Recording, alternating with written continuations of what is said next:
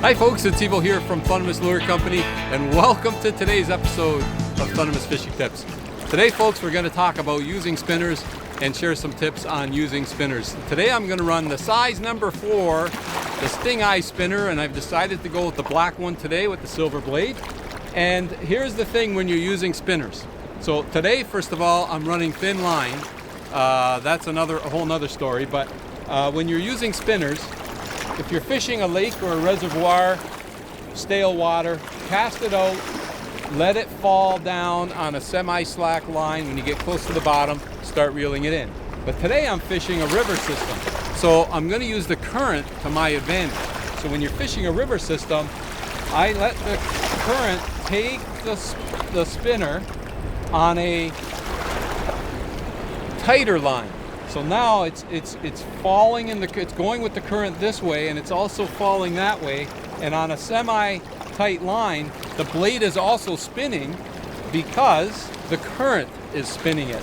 So now when I get close to the bottom, that's when I'll start to retrieve.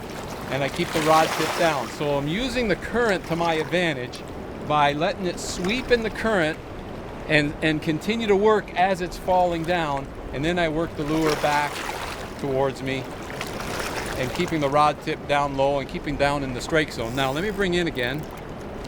I'm going to cast it out again, and I want to talk a little bit when you're fishing river systems. Now I said I'm using the size 4 stingeye. Well, if I was fishing a smaller stream or a smaller river system, I would use a size 1, 2, or 3, depending on how deep I had to go or how big the water was. But in this case, the water is deep and fast, so the size 4 is a good choice. I could have even went with a size 6 if I wanted, but size 4 is a good choice. Now, I mentioned I'm using 10-pound test. I've got 10-pound braid with 10-pound fluorocarbon leader. I'm just going to tighten up and let that work in the current. Now, the advantage there is, of course, with thinner line, your line's going to fall quicker. And the disadvantage, though, is it's only 10-pound test, and there's some big fish in here. So the key now becomes you want to reel with a good drag system. And the way you can check, if you're in a store and you don't have the ability to put some line on a reel and check it, all you have to do is just turn the spool, tighten the drag and turn the spool. And if the spool clicks in little fine increments, you know you've got a decent drag system, or at least you got a good chance to have a decent drag system. If the spool goes click, click, click in bigger increments, then chances are you don't have a very good drag. So this reel's got a decent drag. It's got no handle because I lost my handle probably the first week I got this reel, and it's been through the mill, but this reel's caught me a lot of fish. So I'm going to continue to use it, and hopefully it'll catch some fish for me today. So that's going to be the strategy. I'm going to work this current to my advantage, and I brought some different colors with me, but I'm going to open up with the black and see if it can trigger a hit or two.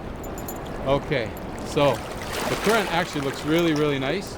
And the only other thing I'd like to mention with current fishing, especially here in the Niagara River, but if you're fishing a river system and you've got a strong current, those fish are going to be hugging the bottom. They're not going to want to be suspended, sitting in that strong current, fighting the current all day. They're going to want to be sitting close to the bottom, waiting for food to come by. And in this case, the food's going to be a stingeye spinner. So stay tuned, folks. So glad you could join me. Right on that current break, right where he should be, whammo, he gave me a nice hit. Oh boy, now I got to be careful. Like I say, with this 10-pound test line, check your drag. Check your drag, make sure your drag is set properly, because if they decide to run, you got to be prepared, and you don't want to put a lot of pressure on your line, that's for sure. Okay, and I'm running this.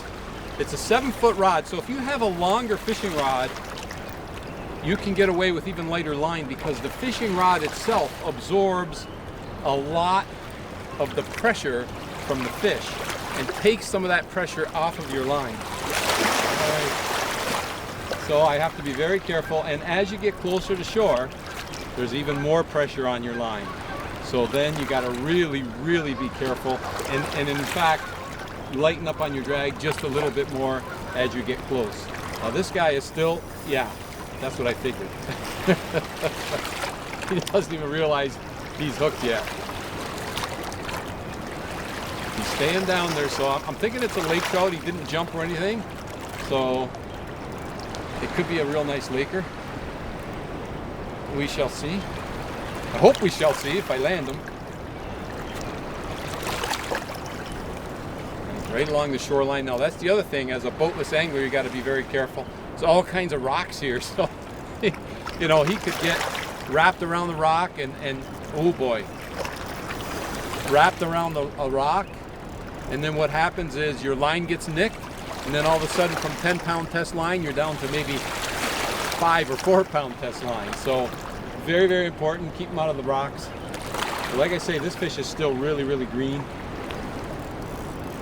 I know he's going to take another run, so I just got to be prepared for it. I got a fair amount of pressure on him too. Again, I can't put too much pressure on him or I'll break the line. But my rod is loaded right up. It must be a decent fish. I haven't seen him yet, so I'm hoping it's a real nice fish.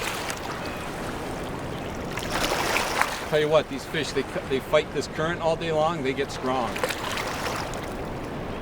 They are strong fish. Still haven't seen him yet. Get a glimpse of them anyway. This is unbelievable. Late line fishing.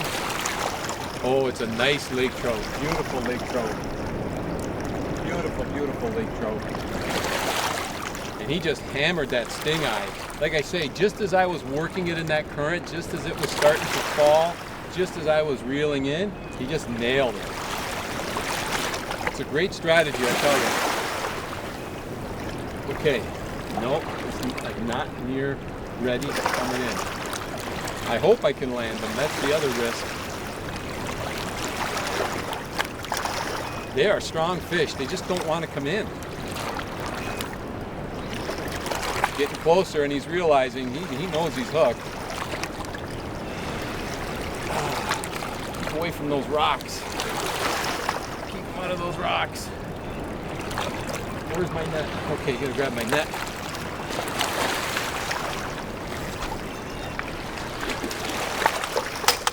Get myself ready. I want to get ready. As I get closer, I'll try to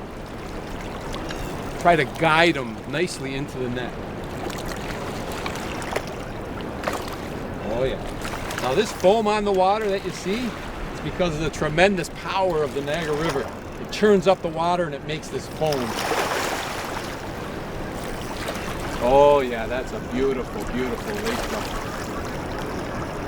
Gorgeous. Just hooked to the side of the mouth. Perfect. Absolutely perfect. That's what you want. Yes, indeed. Once he's in the net, I can relax. Oh yes, that's a gorgeous, gorgeous lake trout. Big, thick, solid, chunky fish. Okay, we're gonna grab a quick photo and get him right back in the water again. That's a beautiful, beautiful lake trout in anyone's books. You know, people travel all over the world to catch fish like this. Niagara River, folks. Phenomenal, phenomenal fishing. Okay, buddy, we're just gonna let you go. Still full of energy, but that's just a beautiful, healthy lake trout. Nice coloration. Look at that, just a beautiful, beautiful fish. He wants to go, we're gonna let him go. All right, Mr. Laker, you ready? And I'll just let him revive just a bit more. There he goes. Oh, that's beautiful. Oh yeah, look at that. I love watching him swim away like that. That's just gorgeous. Made my day, I'll tell you what. You know what though, folks? Using spinners. Keep those tips in mind. If they help you land a fish, that'll make me very, very happy. And it'll make me even happier if I can land another fish. So I'm gonna get my line right back out there again. But I want to thank you ever so much for joining me on this beautiful day at Thundermist Fishing Tips. And as always, folks, until next time, good luck and good fishing. Loving it.